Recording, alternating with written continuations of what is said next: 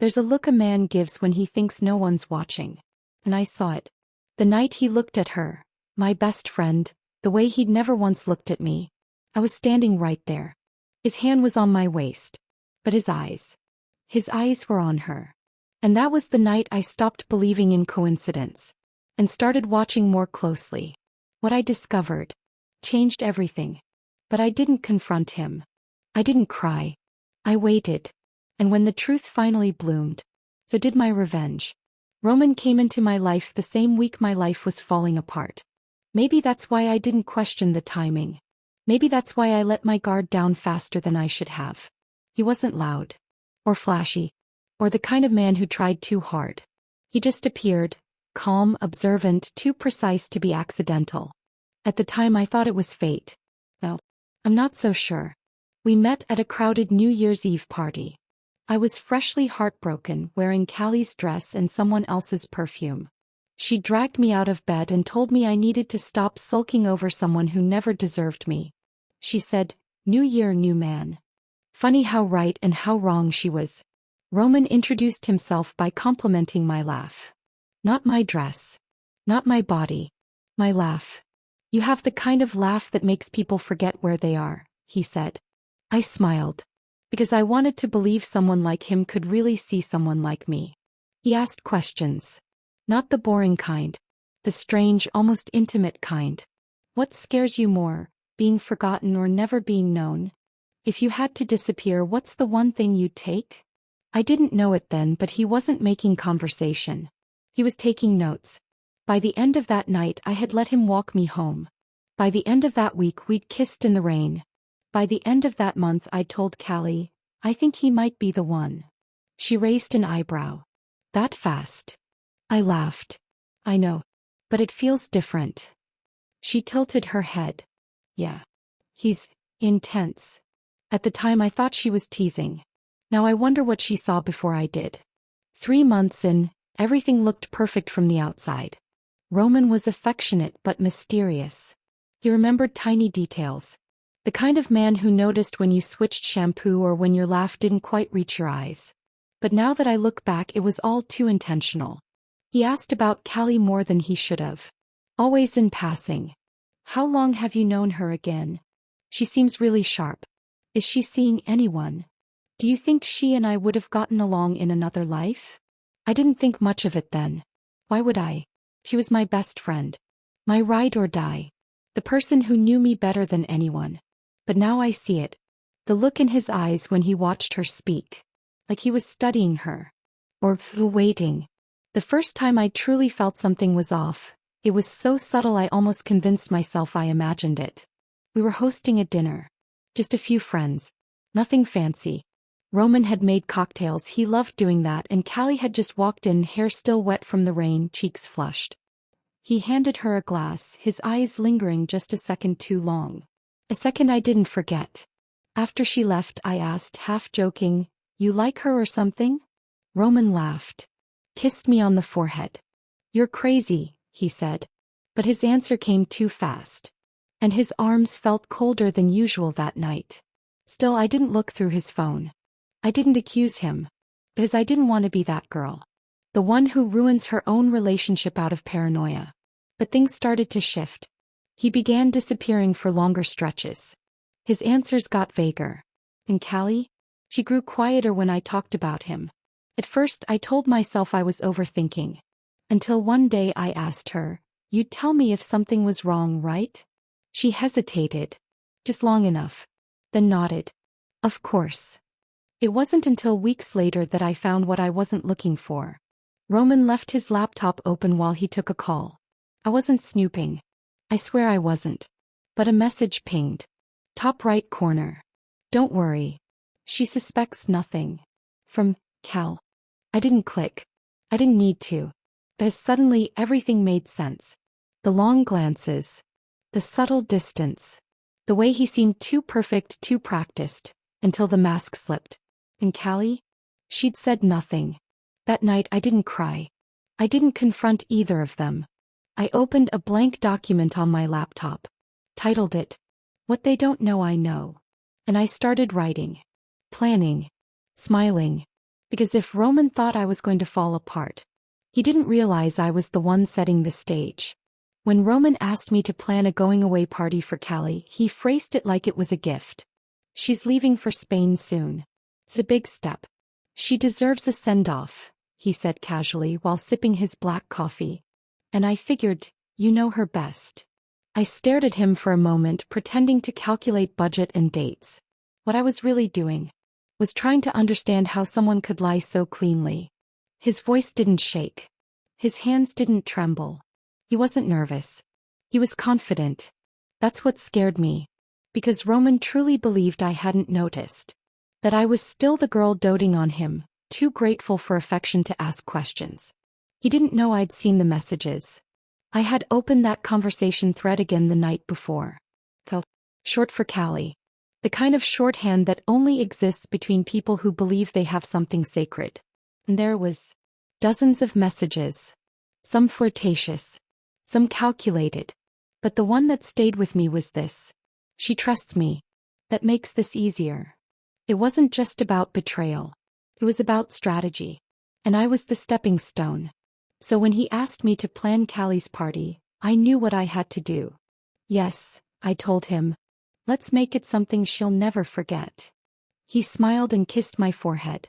And I smiled back. Because I already knew how this night would end. Over the next 2 weeks I played the part. I sent Callie invitations with a fake look of excitement in my eyes. She thanked me, hugged me tightly. I don't deserve this, she said. And maybe she didn't. Or maybe she did. The venue was perfect. A private rooftop lounge overlooking the skyline she loved photographing. I told her the dress code was elegant. Intimate. A night for stories and memories. What I didn't tell her was that I invited a few extra guests. People who had no idea why they were there. People who mattered more to Roman than to her. People who believed he was someone worth admiring. They would learn, just like I did, that admiration is a fragile thing. In the days leading up to the event, I saw both of them shift. Roman became oddly attentive again. Helping with details. Checking in on the playlist. Asking what dress I was wearing. It was like he was trying to distract me from something.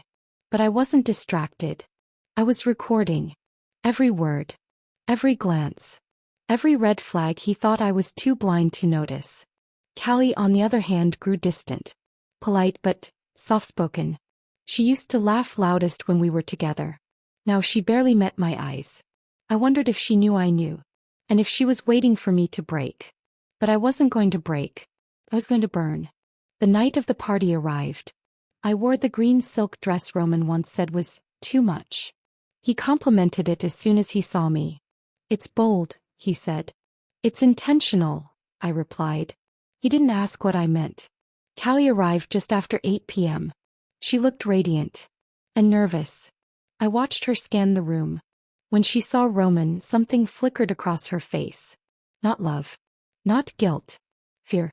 She smiled quickly and moved toward the bar. They didn't hug. Interesting. At 9 p.m. I tapped my glass. The rooftop dimmed. Spotlights softened.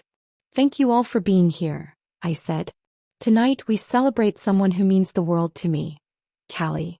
The kind of friend most people spend lifetimes looking for. She smiled from across the room. A quiet, almost trembling kind of smile. And because we're all here to honor honesty, love, and the adventures ahead, I thought it would be fitting to share something Callie and I have in common. Roman tilted his head. Now he was listening. So was everyone else. The projector screen lit up. Roman's face turned toward it, probably assuming I'd prepared a photo collage or memory reel. But then, a screenshot appeared. She trusts me.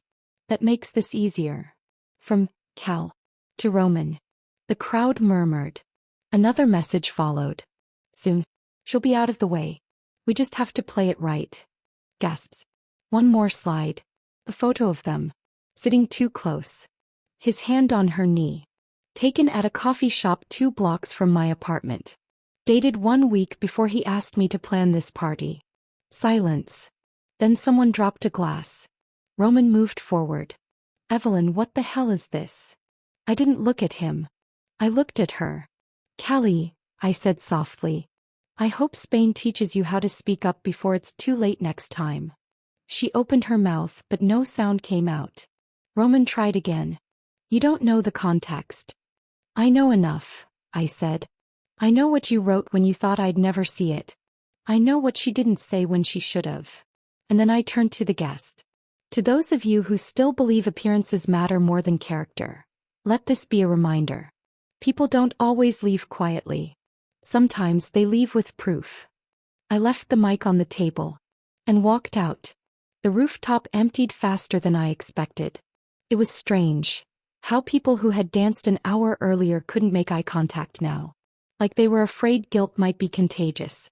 Callie disappeared before I finished speaking. No goodbye. No excuse. She didn't even deny it. She just vanished. That told me everything I needed to know. She wasn't shocked. She was scared. Roman, on the other hand, didn't run. He stood frozen beside the wine bar, blinking like the world had tilted sideways. I watched him watch the room empty. Each exit was a nail. And the coffin he was standing in? He built it himself. Eventually he walked toward me, slowly, cautiously, like I was a wounded animal that might lash out. His voice was low, almost careful. Evelyn, he said.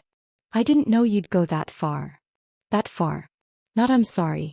Not I hurt you. Just surprised that I'd played his game better than he did. I stared at him. Then said, you handed me the guest list. He had no response. As he had.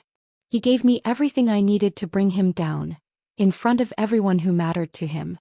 Because Roman didn't believe I was capable of revenge. He thought I was incapable of anything but forgiveness. I didn't sleep with her, he said suddenly. Does that matter? I asked. He paused. Doesn't it? I stepped closer. You planned it. You texted her about me like I was a pawn. You used my loyalty as a way to reach her. The only reason you didn't sleep with her is because you were still pretending with me. He flinched. And that's when I saw it. Not remorse. Fear. Because Roman was a man who built his identity on control. On perception. On power. And I had taken all of it. Without raising my voice. Without leaving my seat. He tried again. I just didn't expect you to be the one to fight back. I finished. To expose me, he said. I tilted my head. You underestimated the wrong woman. He followed me out to the street. Still trying. People forget. This will pass.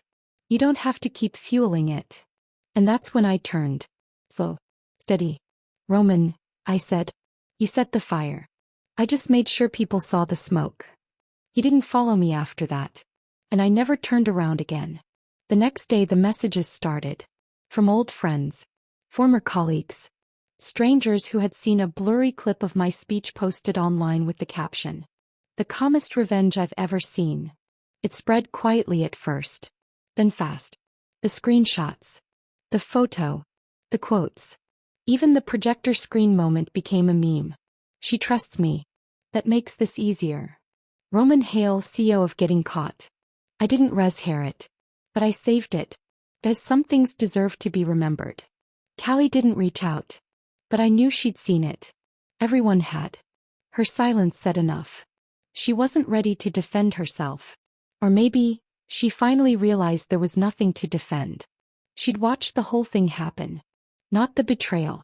The unraveling. Mira dropped by that evening with wine and a half-laughed, half-shocked look on her face. I still can't believe you actually did it, she said. I poured 2 glasses. Why not?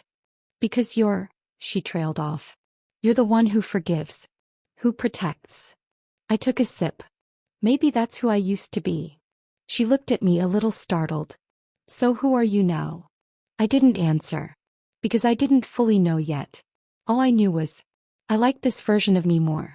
That night I wrote the first entry of what would become my private journal. Not the kind where you process grief. The kind where you document clarity.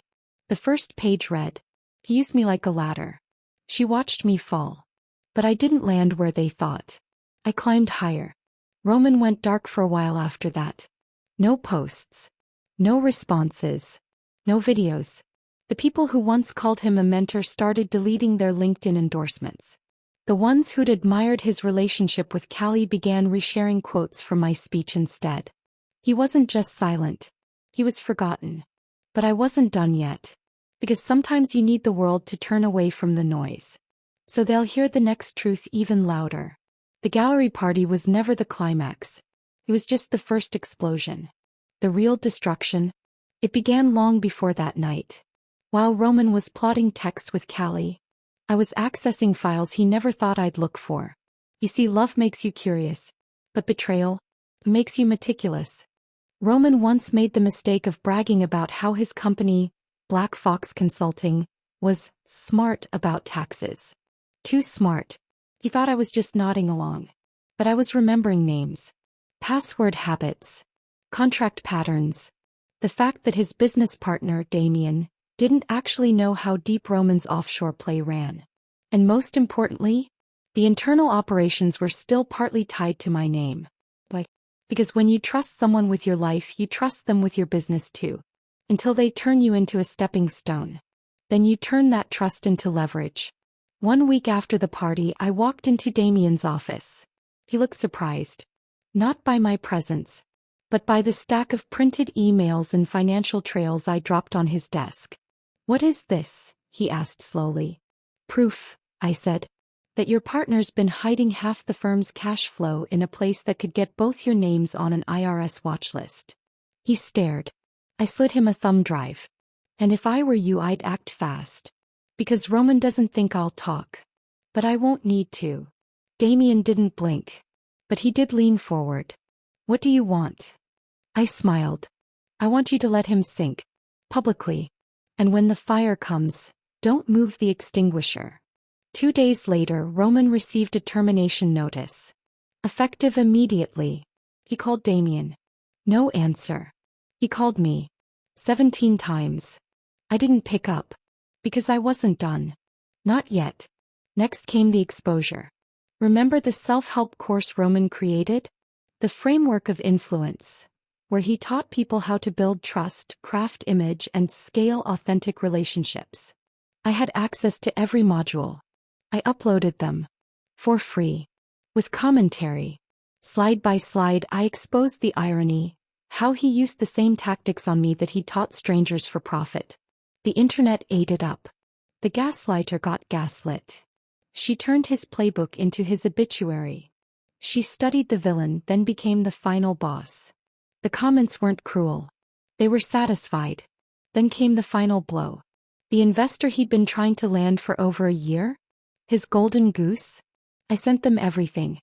With a subject line that simply read, "Due diligence." They pulled out within 24 hours. And Roman, he went live. On Instagram. Hair disheveled. Voice cracking. "This is not who I am," he said. "This smear campaign, it's malicious. Calculated." He paused. I loved her. I watched from my couch sipping wine. Because that was the moment I knew. He wasn't trying to win me back. He was trying to win back the world. And the world? They had receipts. Screenshots. Video clips. The gallery night in full, now reposted across TikTok, Reddit, Twitter. One caption read, "This man tried to play chess with the queen. Forgot she moved in every direction." Roman's followers dropped. His course was delisted. His company's website redirected to an error page. And through it all, he still didn't understand the real reason he lost. It wasn't just because he cheated. It was because he underestimated me. I didn't just take him down publicly.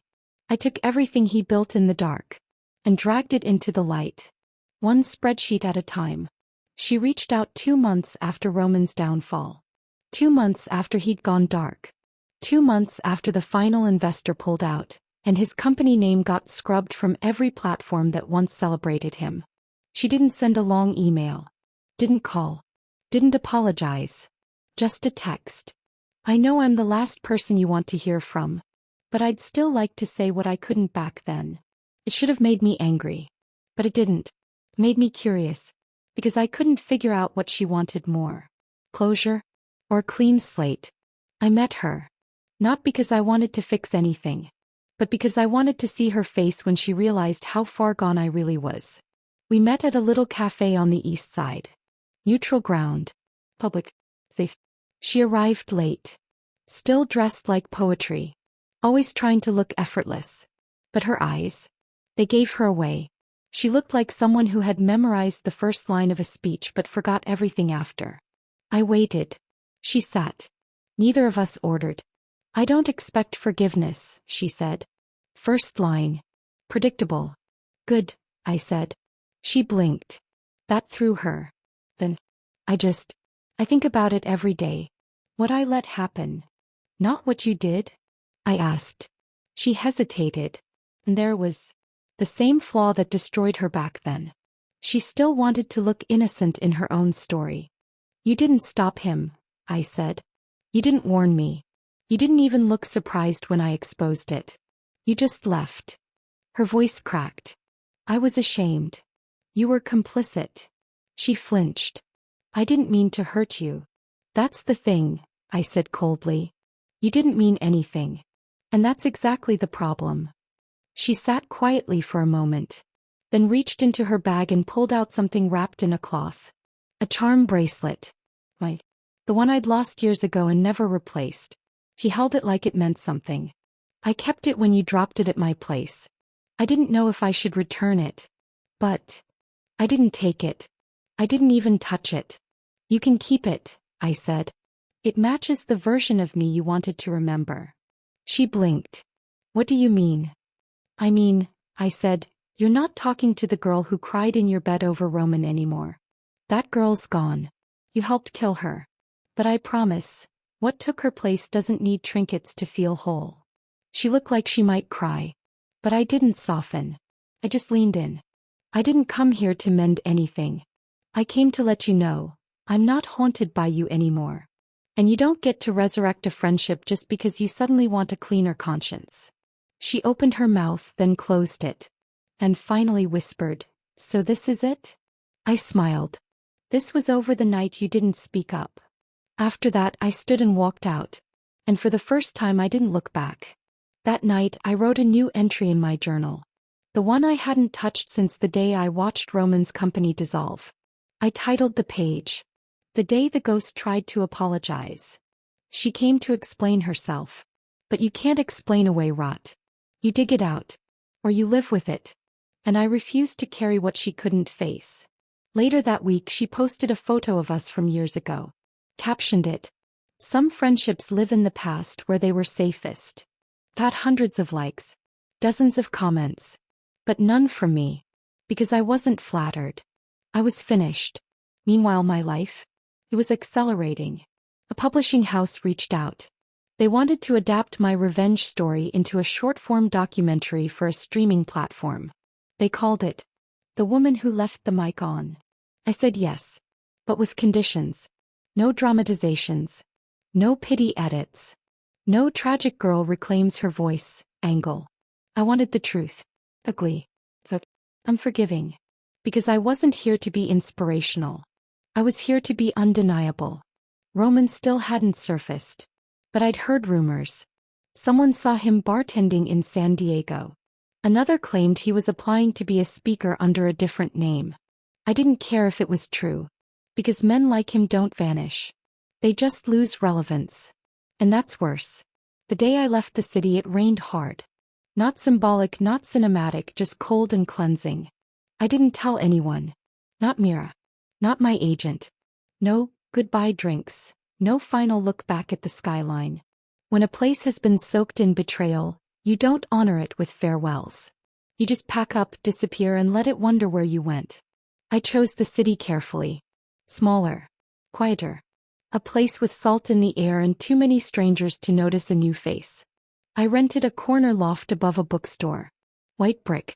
High windows. No ghosts. I changed my number. Deleted my social accounts. Started a new website under my middle name. And just like that, the girl Roman used and Callie betrayed. She was gone. I didn't touch a canvas for the first 3 weeks. Not because I was uninspired, but because I was detoxing. There's something sacred about silence when it's earned. About waking up and knowing no one's thinking about you. No one's plotting. No one's watching. It's free. Eventually the paint called me back. But I didn't paint memories this time. I painted possibilities. Hands reaching through fog. A woman standing beneath a sky made of glass. Eyes half closed, not from sleep but peace. People started noticing again. A gallery downtown offered me a window to display a single piece. I chose one I titled, "The Version of Me They'll Never Meet." It sold within 2 days. No one knew the story behind it. No one asked. And I didn't offer it. Because this life wasn't built to be understood. It was built to be mine. Sometimes I'd get updates through whispers. Roman had tried to launch a podcast from somewhere out west. It flopped. He was trying to rebrand, but the internet didn't forget. Callie had gone fully offline. Some said she moved back in with her mother. Others said she was teaching writing workshops anonymously, hiding in her own shame. But I didn't look her up. Didn't search for his name. Because their relevance had died the moment I reclaimed mine. I wasn't interested in revenge anymore. Not because I didn't believe in it. But because I'd won. And once you've won, you stop feeding what you've already starved. The neighbors in my building only knew me as L. Short for my middle name, Laurel. They asked no questions. And I gave no answers. They liked my quiet. I liked their distance. Every so often the bookstore owner would invite me to read poetry with the other tenants on Sunday evenings. I always declined. Not because I didn't like poetry.